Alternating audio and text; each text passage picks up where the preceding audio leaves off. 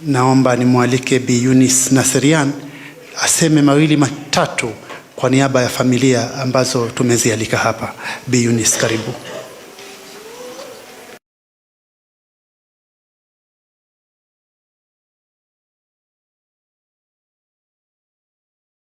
And all protocol observed.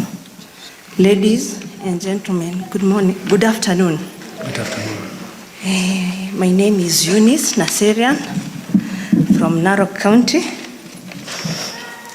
I was a widow to the late Samson Kupere Dikir, who was working as a Kenya police at the Dadaab station until his demise on 2nd January 2023 in line of duty through a gunshot. He was stationed at Dadaab, and may his soul rest in perfect peace. That was the most painful time for me because it is too hard to explain to two little girls where their father was. And it was on Christmas. He never been at home. Every time we are married for 4 years, and my daughters never saw the meaning having a father at Christmas because he was always on duty, and it really hit me so hard.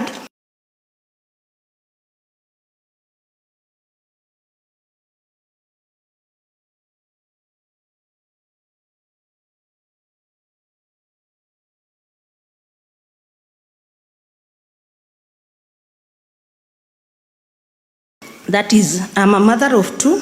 The firstborn is 5 years.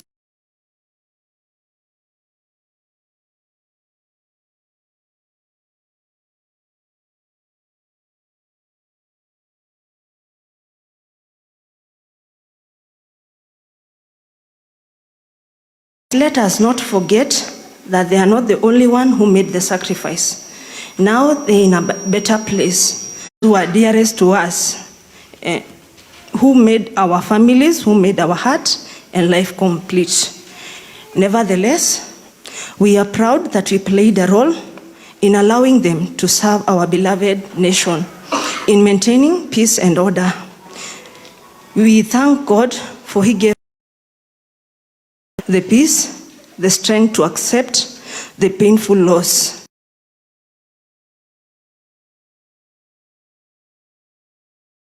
The government, first, let us protect those who are protecting us. By this, what I mean is providing the protective gears like bulletproof. To bring the point home, I lost my husband through a gunshot at the chest, but if he had a bulletproof, he couldn't have died. Second of all, we cannot afford to forget the support that you accorded us during the trying moments. You came in hand, you never left us when we needed you the most. We are forever grateful, and may the Almighty God bless you abundantly. Thirdly, and this is a request, we are requesting for job opportunities and scholarship. And if because some of us are not working, some of us are left to be the fathers, and some of us go through, especially the medical covers, because I've gone through sickness, and the card is not working. And you are used to using his card, but now it is not working.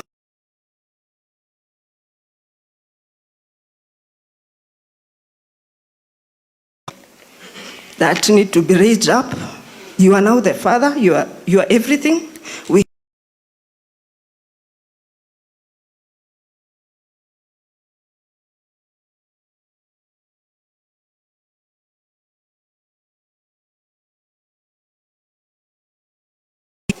God has been graceful. Thank you once again for the great opportunity.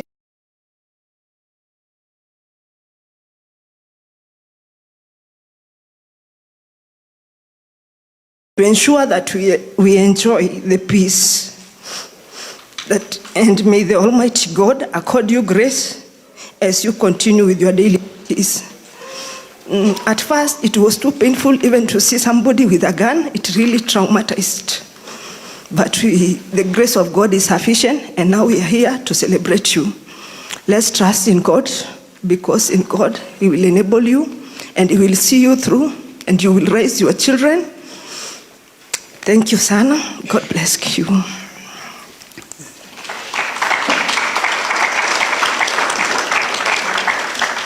Thank you so much, Bi Eunice, and all of us together will forever pray for the comfort and support, both from us as fellow colleagues, but most importantly, from the Almighty God, where support, healing, and comfort comes from. Poleni sana. Mgeni wetu wa heshima, sasa naomba kwa ruksa yako unikubalie nimwalike Kamishna Jenerali wa huduma yetu ya magereza Brigedia mstaafu John Warioba azungumze machache, na alafu amwalike mkuu wa huduma ya polisi ya taifa Mhandisi Jafeth Koome naye azungumze kabla ya kukualika. Karibu afande CG.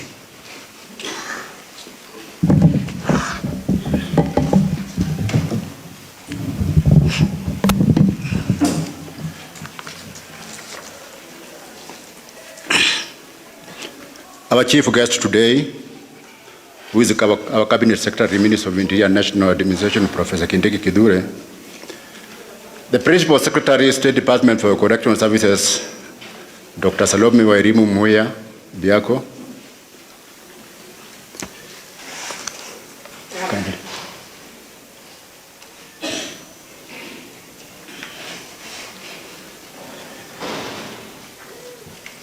the chairperson, the Vice Chairperson of the National Police Service Commission, Madam Alice Otwala, the Chairperson of IPOA, Madam Anne Makori, the Inspector General of Police, Mr. Koome, Service Commanders, Senior Officers present, family members of our fallen heroes, invited guests, ladies and gentlemen.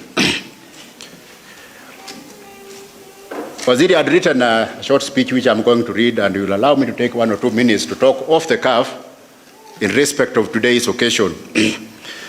On behalf of the Kenya Prison Service and on my own behalf, I also join you today in paying tribute to our fallen heroes and heroines who died in the line of duty. My sincere condolences to the families who lost their loved ones, represented by some family members here today, in line of duty in the past 1 year. Indeed, it is unfortunate in years. I'm grateful to the government for the ongoing activity of the officers. As a service, I want to assure the families of these duty that we are available to provide any support they may require, especially in processing their compensation. My office is open. Waziri have been confronted with such a situation.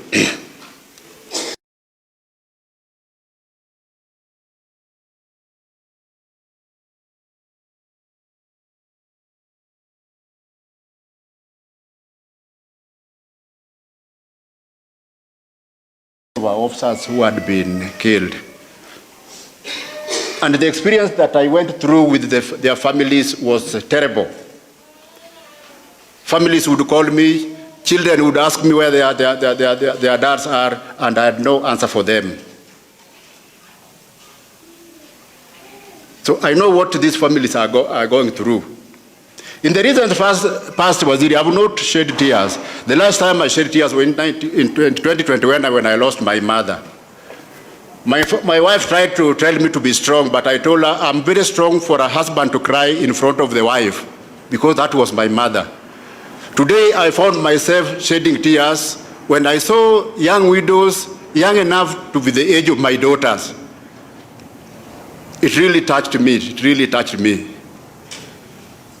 Those of us in uniform, let us love one another.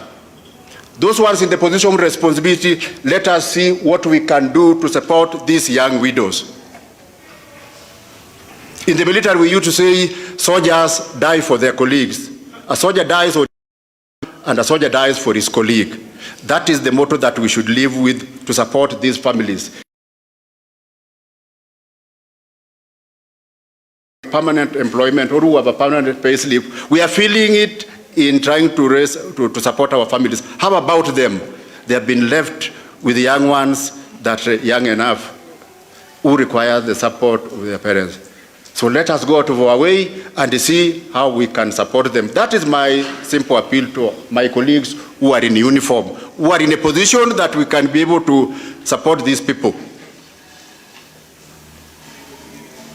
It is really painful. Just as I've said, since 2021, I've found myself shedding tears today because of seeing these young widows. My mother was widowed when she was 75. So I can't imagine how these young ladies are feeling. So with those very few remarks, Waziri, I once again say poleni sana kwa wale walipata yu msiba, the families wote, na Mungu awabariki. Asanteni sana.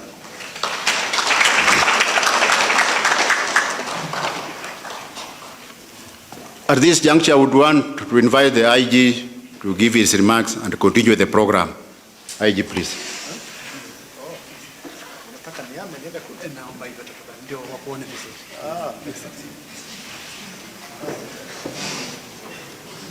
Gereza. Tuombe. Ee Mungu Mwenyezi, twaja mbele zako kwa mioyo mizito, tukitafuta faraja juu ya faraja kwa familia ambazo zimepoteza maafisa wao wapendwa wa polisi na wa magereza wakiwa kazini. Tunawainua kwa maombi kwako, e Bwana, tukiwaombea nguvu ya kustahimili wakati huu mgumu baada ya kuachwa na wapendwa wao.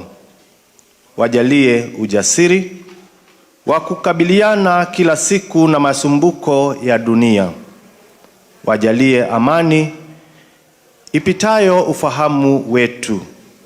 Wajalie matumaini ya kuona mwanga katika giza la huzuni. Tunakuomba uwape usaidizi wanaohitaji kutoka kwa marafiki zao, jamii zao, na wale wanaowajali sana maishani.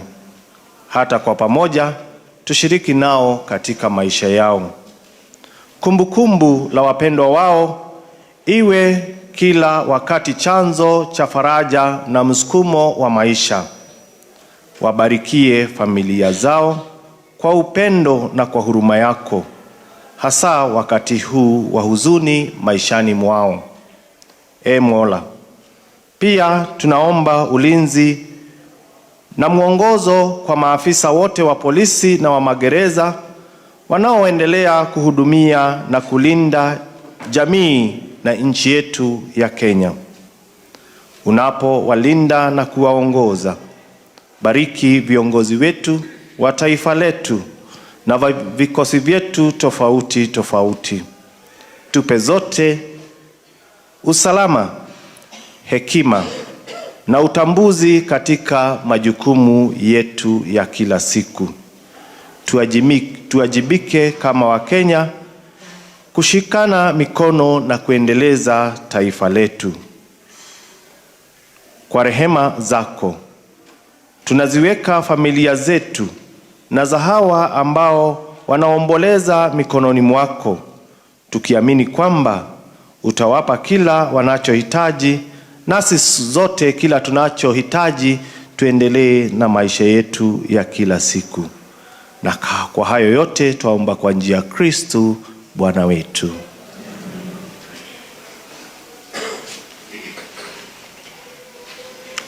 Asante sana kiongozi wetu wa dini na vile vile kiongozi wetu wa dini aliyeongoza ile ibada fupi. Na sasa mgeni wetu wa heshima, kwa ruksa yako